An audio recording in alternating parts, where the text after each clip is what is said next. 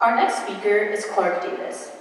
Clark serves as the Community Education Director at Kennett Area Community Service, where he oversees programs like Getting Ahead, Staying Ahead, and Financial Empowerment. His work focuses on building pathways out of poverty through connection and community support in Chester County, Pennsylvania. Before joining KACS, Clark spent 7 years teaching high school Spanish in Delaware, followed by 4 years as a bilingual caseworker and program coordinator at LCH Health and Community Services in Kennett Square. This combination of direct service and education gives him a unique perspective on how connections and not just resources create lasting change. In his talk, Creating Connections, the 7-Minute Gap, Clark explores what happens when extreme wealth and deep poverty exist side by side in the same community and challenges us to rethink what it means to really be neighbors. This is The 7-Minute Gap by Clark Davis.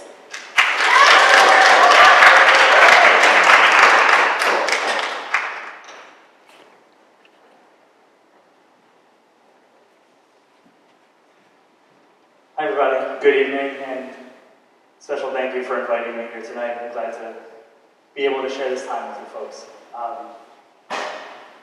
As I was introduced, my name is Clark Davis, and I'm the Community Education Director at Kennett Area Community Service, or as we say, KACS. Most of my job is to run community workshops for folks with lived experience in or near poverty. Workshops such as Getting Ahead in a Just Getting By world, Financial Empowerment, or Bridges Out of Poverty. But tonight, I'm going to tell you something that's not part of my job description. A story that has to do with time, distance, and a really heavy mattress. Really heavy. So a few weeks ago, one of the people I work with let me know that a volunteer had a king-size mattress that they were trying to get rid of, but they wanted us to find a good home for it. A person that I used to work with who works at another agency let us know that she had a family in need of a mattress. We made a connection. We took this mattress from a beautiful house, beautiful, one of the ones in Kennett Township that, the basement was as big as my house. The kind of basement that you accidentally open a closet or two when you're looking for the bathroom, but don't ask how I know that. This is an example. The deepest staircase you could ever lift a king-size mattress up, and two men with bad backs, we figured it out, with a foot of snow around us. We took it from Kennett Township, and this beautiful house, 7 minutes down the road, or at least that's what Google Maps said. 7 minutes to Avondale, but we didn't drop it off at a house. I want to paint you guys a picture. I want you to imagine this. There was a family that was renting a room in that house with another family. 2 families renting one room in one tiny house in Avondale. And you know why they needed a mattress? Because they were sleeping on the floor. A couple adults, a couple kids, a couple blankets and pillows. I can only imagine it looked like this. And yes, this is generative AI, I'm so sorry. I had to do it though, because when we're standing there with this king-size mattress, get it up into the hallway, the lady, very short lady with a baby in her arm, says, "Oh, just leave it there in the hallway." I couldn't imagine it. This thing was heavy. It took us a delivery truck to get it over there. It was big, this thick. But she wouldn't let us into her room. And I was wondering why. And it hit me. If you just looked at her face, she was ashamed. She wasn't making eye contact. She was grateful. She was beyond grateful. But she felt like she was part of a different world and didn't want us to walk in and drop off a mattress there.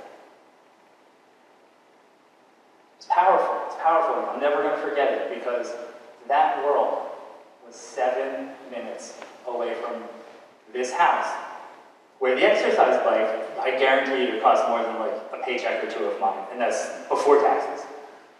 Two completely different worlds, 7 minutes away.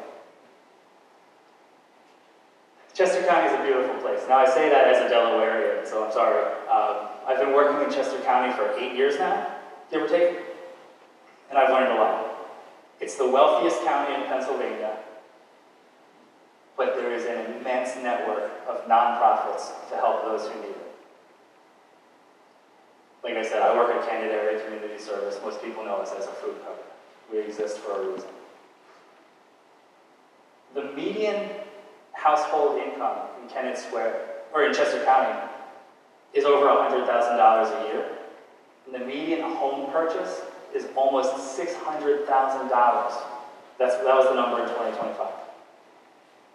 Meanwhile, 6% of the county, about 13,000 people, are living under the federal poverty line. And almost 30%, which almost 30% of the county lives in a population that the United Way calls ALICE, asset limited, income constrained, and employed. That means they're stable, but about a car wreck away, an emergency away from being impoverished for the foreseeable future. It's a fascinating thing about our county that we need, well, there's a difference. There are two different worlds. Those who have a lot of resources and those who need help obtaining those resources. Here's the thing I learned about it.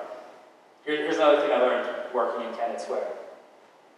Money is not the only thing, it's not the only resource that helps you make it or break it. Poverty is not defined by what's in your bank account. It's your connection to resources that helps you plan a future and keep your future stable. How do we get those resources? Through connections.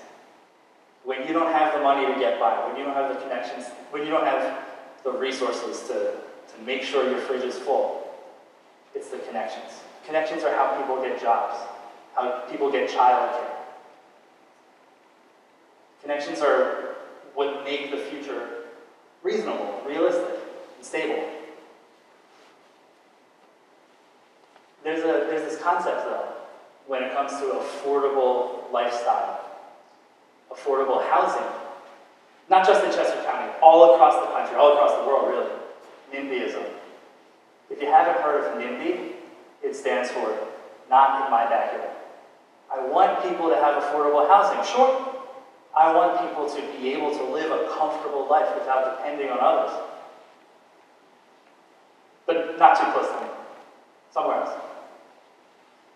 I had a conversation yesterday, I swear to you, yesterday, about affordable housing in Kennett Square, and this gentleman, he said, it's a good idea, but I don't want drug addicts coming into my town. Hit me like a ton of bricks, because that's the exact opposite of what happens. A few years ago, Johns Hopkins put out a study that said that proved, really, what's common sense, I think, that affordable housing actually creates a decline in substance abuse disorder. It's homelessness that causes it to increase. Now, the opposite of NIMBY is YIMBY. Yes, in my backyard. That doesn't really roll off the tongue, though, does it? No. So I was driving the other day with my daughter. She'll be 4 in a couple months. And so I had this idea. Not a good one. You can guess how it popped up. Not a great idea, but it's getting there. It's getting there. Because if you think about it, if it's only 7 minutes away, isn't it really the same yard? And then again, I asked generative AI, give me your best. Give me your best. It gave me this. I don't love it. It's a good idea, but it's a handful. Relationships over our turf shared, it's close. But then I had an idea. And since I grew up in the 90s, I'm still there in my head. This one came to me and inspired me. I guess you could say it gave me pride. That's a Lion King joke. It's a Lion King. But if you think about it, it's not really about my backyard, not in my backyard. Because 7 minutes away, a gap of 7 minutes, that's too close to ignore. Why can't we share in our own backyards? Here's the thing. You have to be able to step over that invisible fence, to cross that invisible gap. And it's not easy. I'll give you an example though. I've got, like I said, the people who invited me here tonight, thank you again, are some of my volunteers. They do childcare for my workshop, Getting Ahead. And what they do allows the parents to focus on their futures, to learn how to get out of credit card debt, to take a break from every day and their kids. It allows the kids to build connections, build relationships with kids, with local students who are saying, you're important enough for me to not do my homework for another 2 hours. You're important enough for me to delay my story, to delay my situation, so that I can give you something consistent, help you with your homework. And that's what it takes. It takes showing up. It takes just, sure, so you need some National Honor Society hours. But my volunteers, they knock that out and they keep coming back. Because it's about making that connection. The 7-minute gap is really not a big deal. Think about two opposite worlds so close apart. Or so close together, really, excuse me. Again, I remind you, this is the room that I assumed the mattress was going into. The mattress went there because of connections. A volunteer wanted to donate a mattress. They trusted us. We knew a community partner who had a client. Everybody trusted us. Everybody trusted each other. That it wasn't going to be a gross mattress. That it wasn't going to be a waste of time and effort. And it turned into this. I think this is still But the difference is immense. The difference is absolutely important, and it happened because of connections. So I'm going to ask you guys a question as I wrap it up. Who lives 7 minutes away from you, but in a different world altogether? And what does it take to make that connection? Does it take stepping over an invisible fence? Does it take putting yourself out there, risking embarrassing yourself? Maybe. It's awkward. I make my volunteers talk to the parents to practice their Spanish. It's awkward, but it's great. And it shows the parents that they care. I can't ask you guys how to end poverty. I can't ask you how to end the housing crisis in Chester County, because I will call it a crisis right now. But how can we close that 7-minute gap? Sometimes all it takes is a relationship, a connection, to pave the way. But I'll tell you what, it does not take a king-sized move.